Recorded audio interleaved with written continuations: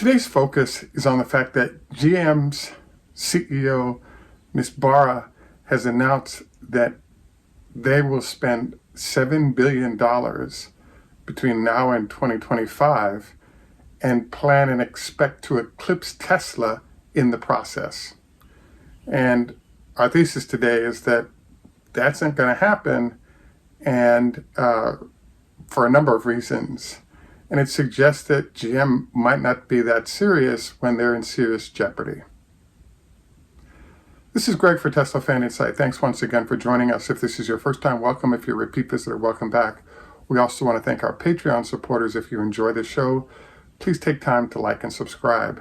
We also wanted to note that this is a copyrighted broadcast, and every broadcast or use of information provided is prohibited.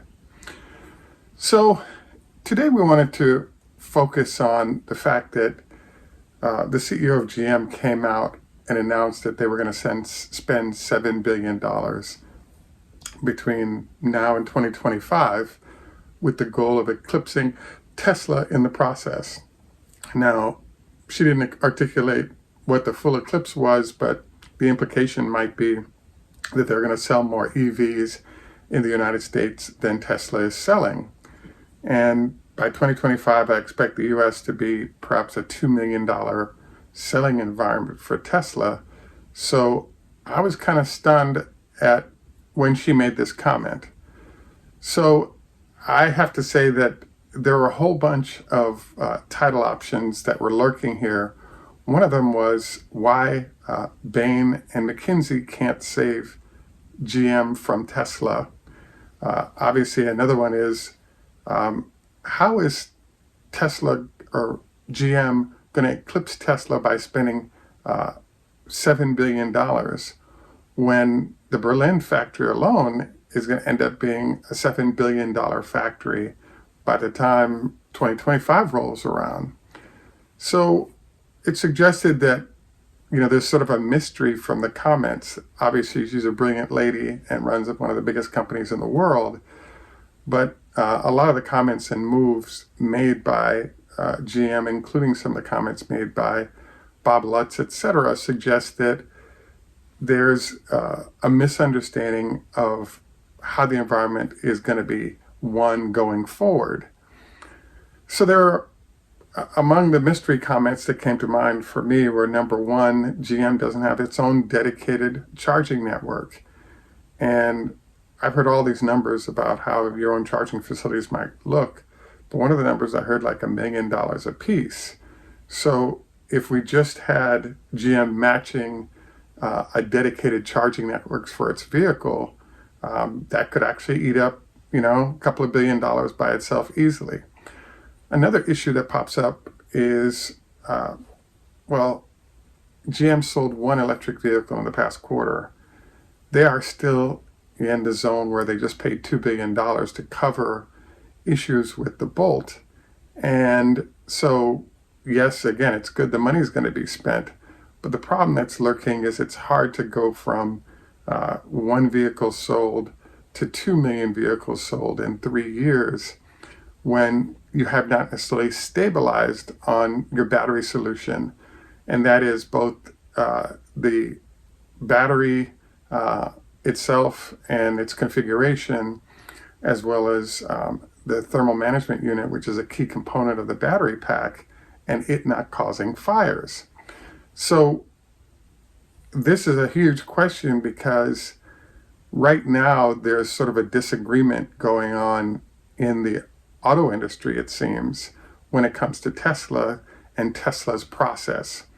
So GM basically had argued that we're going to just come in and get this done with our current structure.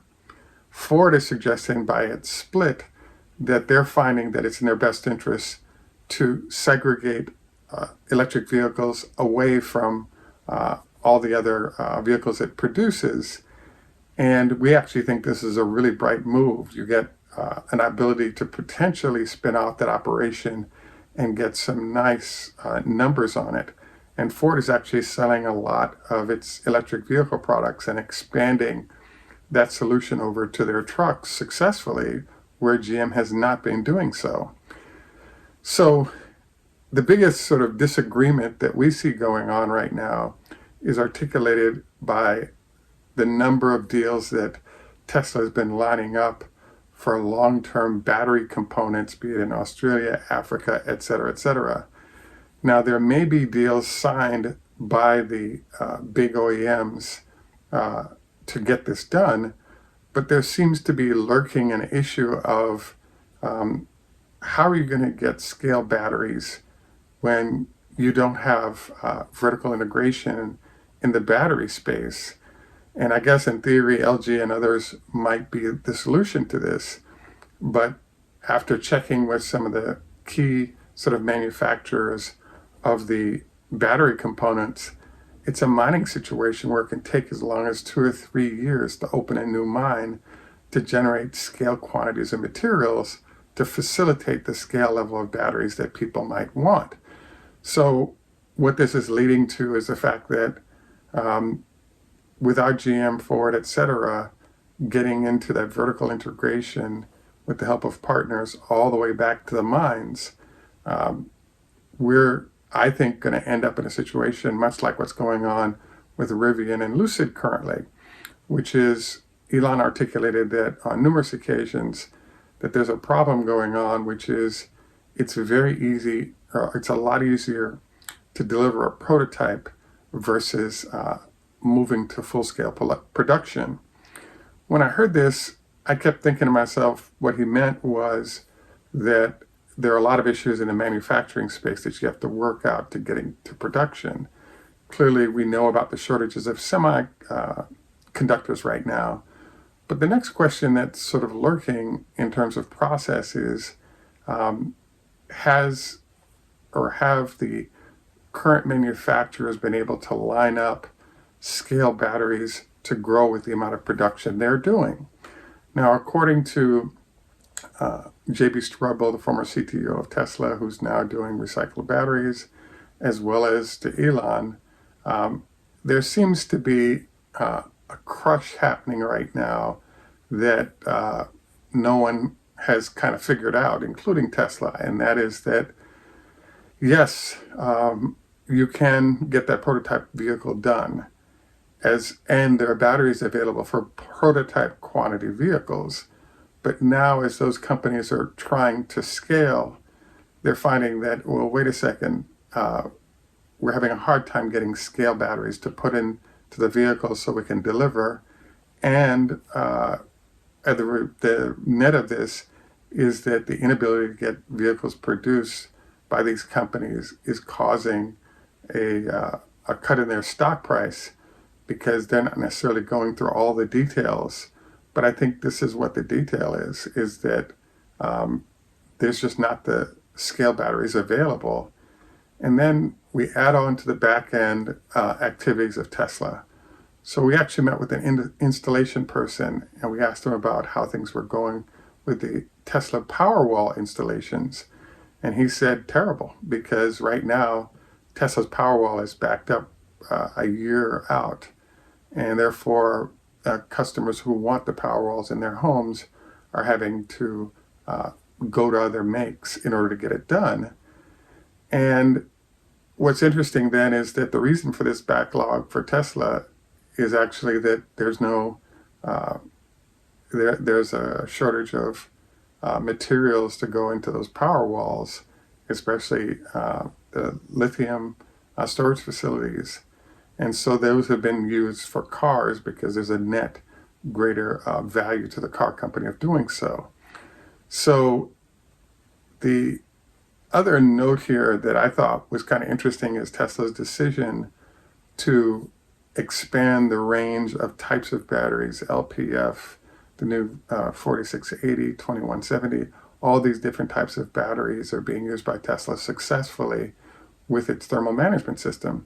So we now have an interesting situation where by Tesla entering the marketplace and approaching LG, Cattle, and all these other manufacturers and increasing its production with their help, and then adjusting vehicles on price and performance relative to these new batteries, we have a situation where I want to call it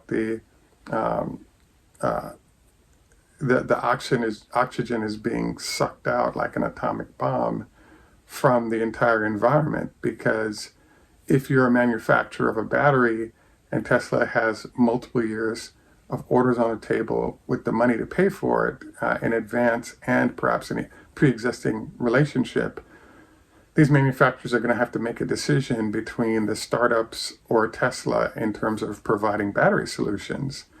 And one would think that Tesla is going to win that discussion. And because of how few vehicles are being ordered, even by large OEMs like Ford or GM, yes, they probably could get long-term battery agreements. But the challenge is that they're facing up against Tesla in the buying space. And now we have an issue of not enough batteries. A whole bunch of people want the ones that are there. And it seems currently, based on the fact that Rivian has had to raise their price by $12,000 to customers, that the solution that's been come up with is perhaps spot pricing or even bidding for battery solutions. And if that's the case, it's a complete disaster, because all concerned are kind of stuck facing higher prices based on commodity prices and other variables. And with Tesla's scale, they're not impacted necessarily as much as some of these other companies are, because of long-term commitments in their buying process, which goes all the way back to the mine. So we get back to our original discussion here, which is, yes, GM has access to capital, more capital than some of the other startups perhaps, but these startups do have the ability to use stock to acquire battery supplies, for example, if they need to. But it just seems like the window is closing on many entities that are smaller, and perhaps some of the larger entities, driven by the fact that Tesla's solution sort of sucks the oxygen out of the space, perhaps from a little bit from the semiconductor standpoint, but especially from the battery standpoint. And then finally, Elon's comment where he indicated there are some suppliers that were questioning whether or not they should make a commitment to Tesla, given the fact that Tesla is now producing its own batteries. And Elon indicated that that is not the case. They will take as many batteries as can be provided. As you know, one of the issues with this is that not only is there issues with the power pack, but the mega packs are demanding terrestrial storage for sort of grid scale batteries as well. So this is another example where Tesla is simply consuming so much of the available battery capacity and then lining up its own large scale battery production into the future, that it's really putting a squeeze on available packs or materials to create packs for competitive entities. So we wanted to say, well done to Tesla. Best of luck to those of you that have to compete with them, because this is a pretty impressive overall process for Tesla, as you can see. And therefore, it's my belief that those wanting to come after Tesla in that 25 or 2025 time frame, without things like production capacity for lithium-ion batteries all the way back to the mines, your own charging facilities, etc. Yes, you can talk about spending $7 billion as GM has, but that's going to be a relatively low number when you look at the whole infrastructure that has to be built out to build vehicles at scale. So the answer here is there's no way that McKinsey and Bain, etc., can help out with their strategy process, because GM is sort of putting itself in a corner where it won't be able to deliver the battery supplies, the semi supplies, etc., to even make a small dent in what Tesla's doing as we head towards 2025. The answer is here also that I think they already know this, and I think that the announcements that are being made are bombastic and a way to sort of energize the troops towards what their goal should be, which makes sense, but it doesn't seem to at all fit possibility in the data. So we look forward to your comments on this. This is, I also wanted to know we have some SpaceX shares if there's interest. We also wanted to Note our health tip for today. Just a reminder on a sleep schedule. Try and maintain the same sleep schedule for a couple of weeks, going to bed and waking up at the same time, as a way to establish circadian rhythms and get better rest in the process. And finally, we wanted to say Tschüss German, au revoir French, Lahithro, Hebrew, Hoda, Hafiz, Farsi, Strassi, Russian, Ni hao ma, Chinese, Konbanwa, Japanese, Heido, Swedish. And in Jamaica, we say enough respect, walk good. Thanks for joining us and have a great day, and bye for now.